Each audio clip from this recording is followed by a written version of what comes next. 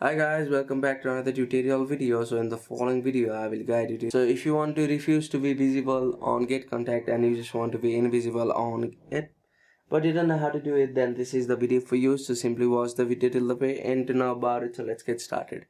The first thing and the first basic thing which you need to do is that make sure that you have already installed the Get Contact app on a device. So if you have not installed the Get Contact app, you just need to install it from App Store or Play Store on a device, and after that you just need to open the Get Contact app. So as you can see, this is the home page of Get Contact, where you'll see various options on the bottom taskbar, as well as at the very home page you'll see various options like this.